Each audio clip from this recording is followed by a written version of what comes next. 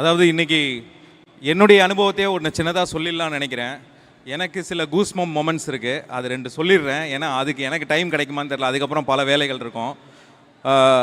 கொஞ்ச நாளைக்கு முன்னாடி ஒரு ஷோக்காக ஜப்பான் போக வேண்டிய ஒரு நிலைமை இருந்தது. போகிறதுக்கு முன்னாடி எல்லாருக்கும் ஸ்டேட்டஸில் போடுவோம், I am in Japan, anybody there அப்படின்னு சொல்லிட்டு. கொஞ்சம் நேரத்துக்கு அப்புறம் ஒரு தம்பி ஃபோன் பண்ணார் வாட்ஸ்அப்பில், அண்ணா நான் சுந்தர் பேசுகிறேண்ணா. எந்த சுந்தர்ப்பான்னு? அண்ணா உங்கள் அகரம் ஸ்டூடெண்ட்னா சுந்தர்ண்ணா, ஜப்பானில் டோக்கியோவில் தானே இருக்கேன் அப்படின்னு வந்தாப்புல. கேட்ச் பண்ணலாம், மீட் பண்ணலாம் அப்படின்னாங்க. மீட் பண்ணிவிட்டு அங்கே இருக்கக்கூடிய ஜப்பானீஸ் தெரியலனா நீங்கள் எதுவுமே சமாளிக்க முடியாது. ஒன்றே ஒன்று தான் செய்ய முடியும், இப்படின்னு நிற்கலாம், அங்கேயே நின்றுட்டுருக்கலாம், வேறு எதுவுமே நகராது. ஜாப்பனீஸில் அந்த தம்பி பேசி என்னை கொண்டு போய் காஃபி வாங்கி கொடுத்து, டின்னர் வாங்கி கொடுத்து, என்னை மெட்ரோ ட்ரெயினில் ஏற்றி விட்டு நைட்டு 2 மணிக்கு என்னை கொண்டு வந்து ட்ராப் பண்ணார். ஸோ அகரத்தில் வந்து மாணவர்கள் இங்கெல்லாம் இருக்கிறாங்கன்றது ஒரு பெரிய சுவாரஸ்யமான ஒரு கூஸ்பம் மொமெண்ட்டு. சமீபத்தில் எனக்கு ஒரு சர்ஜரி நடந்தது, அப்பண்டிசைட்டிஸு.